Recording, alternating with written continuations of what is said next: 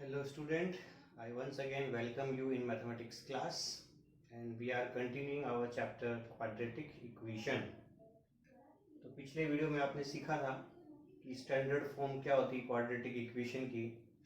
इस वीडियो में हम सीखेंगे क्वाड्रेटिक इक्वेशन को सॉल्व करने के क्या क्या मेथड्स हैं, कैसे सॉल्व करते हैं। जैसा आप जानते हैं कि क्वाड्रेटिक इक्वेशन की जो जनरल फॉर्म होती है वो होती है ax² plus bx plus c equal to 0। ये जनरल फॉर्म होती है where a should not be 0, b और c मे बी 0। तो इसको जो सॉल्व करने के मेथड है, जैसे कि पिछले चैप्टर में जाए pair of linear equation in two variables, वहाँ भी अलग अलग मेथड्स थे उनको सॉल्व करने के। एलिमिनेशन मेथड था, सब्स्टिट्यूशन मेथड था, क्रॉस मल्टीप्लिकेशन मेथड्स था, वो मेथड्स थे pair of linear equation in two variable को सॉल्व करने के। तो क्वाड्रेटिक इक्वेशन को सॉल्व करने के भी डिफरेंट मेथड्स हैं हमारे सिलेबस में। इसमें से एक है फैक्टराइजेशन। फैक्टराइजेशन एक मेथड है। दूसरा जो मेथड है वो है बाय कंप्लीटिंग द स्क्वायर्स, और तीसरा जो मेथड रहेगा यहाँ पर वो रहेगा बाय क्वाड्रेटिक फॉर्मूला। तो अभी इस वीडियो में हम सीखेंगे फैक्टराइजेशन मेथड से हम कैसे सॉल्व कर सकते हैं। तो ध्यान से देखिएगा और जिस तरीके से हम सॉल्व करके बता रहे हैं आप भी अपनी नोटबुक में वैसे ही सॉल्व करके आप प्रैक्टिस करिए, क्योंकि मैथमेटिक्स में एक ही फॉर्मूला चलता है, practice makes student perfect, remember this. तो यहाँ पर हम इसको कंपेयर करें, x² minus 3x minus 10 equal to 0। इस क्वाड्रेटिक इक्वेशन को सॉल्व करना है। सॉल्व करने का मतलब होता है हमें x की वैल्यूज फाइंड आउट करनी है।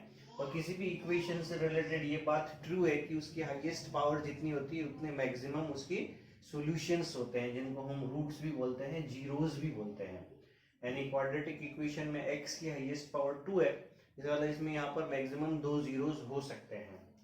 तो x की 2 वैल्यूज फाइंड आउट करनी है। अब इसको हम यहाँ से कंपेयर करें और ABC को हाल फिलहाल अगर हम सोचें कि पॉजिटिव वैल्यू से अटैच करना है तो a की वैल्यू 1 है, b की वैल्यू 3 है, c की वैल्यू 10 है। अगर हम पॉजिटिव वैल्यू से सोचें तो सबसे पहले आप क्या करिए, इन पॉजिटिव वैल्यूज में a और c का प्रोडक्ट करके देखिए। जैसे 1 और 10 का प्रोडक्ट किया तो कितना आया 10। अब आप सोचिए 10 के जो फैक्टर्स हैं वो यहाँ पर हमें कैसे फाइंड आउट करने हैं, सब्ट्रैक्ट करने पर 3 आना चाहिए। यानी ऐसा सोचिए 10 के जो फैक्टर्स हैं वो 10 इंटू 1 करने पर भी होता है और 5 इंटू 2 करने पर भी होता है, और तो कोई तीसरा तरीका यहाँ है नहीं 10 के फैक्टर करने का।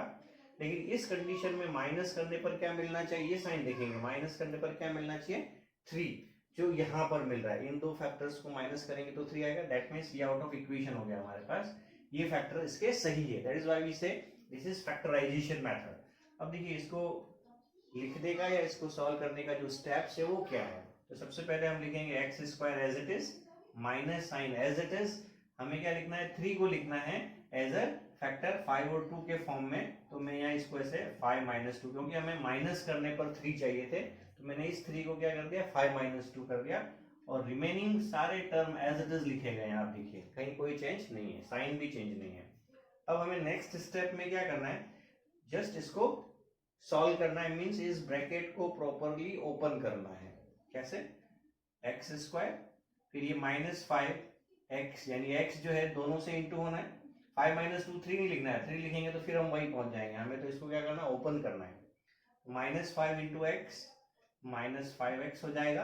Then minus minus plus 2 into x, तो कितना हो जाएगा 2x हो जाएगा, और इक्वल टू 0। यानी यहाँ पर जो 3 टर्म्स थी अब हमने उसको 4 टर्म्स में डिवाइड कर दिया है। अब हम इसके दो दो के पेयर बना के कॉमन आउट कर सकते हैं। तो यहाँ से x कॉमन लिया तो ये x माइनस 5 हो जाएगा, यहाँ x बचेगा और यहाँ 5 बचेगा। कैसे, x² में से को x से डिवाइड कर दिया तो x बचा, 5x को x से डिवाइड कर दिया तो 5 बचा। इसी तरह यहाँ पर हम कॉमन लेंगे 2, ये x माइनस 5 बचेगा, वैसे ही डिवाइड करके पता लगा लेंगे। फिर आप देखेंगे ये कॉमन फैक्टर हो गया फिर से, तो x माइनस 5 एक फैक्टर हो गया, x प्लस 2 एक फैक्टर हो गया, x माइनस 5 यहाँ, x प्लस 2 यहाँ। तो either this equal to 0 that equal to 0 लिखेंगे, यानी x माइनस 5 या तो ये 0 है या फिर x प्लस 2 0 है। यानी दोनों का प्रोडक्ट 0 कब होगा, या तो ये 0 होगा या ये 0 होगा। यहाँ से हम x की वैल्यू निकालें, x इज इक्वल्स टू 5, और यहाँ से x की वैल्यू निकालें, x इज इक्वल्स टू -2। इस तरह से हमें 2 वैल्यूज मिल गई। इस तरह से ये सॉल्यूशन हम करते हैं और इसको हम फैक्टराइजेशन मेथड बोलते हैं। हम हमारे आंसर्स को चेक कर सकते हैं। x की वैल्यू 5 अगर हम गिवन क्वेश्चन में पुट करें यहाँ पर, तो देखिए 25 माइनस 5 इंटू 3 15 और माइनस 10 मिला करके 0 होना चाहिए। हो रहा है, आप कैलकुलेट करके देखिएगा। और अगर हम -2 पुट करते हैं तो ये हो जाएगा +4, ये हो जाएगा +6 और ये -10 फिर से 0 हो रहा है। That means both our answer is correct. इस तरह से आप चेक करके अपने आप को वेरीफाई कर सकते हैं कि जो आपका आंसर आया है वो राइट है या रॉन्ग है। So this is the these are the steps, you can say we should follow these steps to solve any quadratic equation using factorization method. आप प्रैक्टिस करिए। Good luck.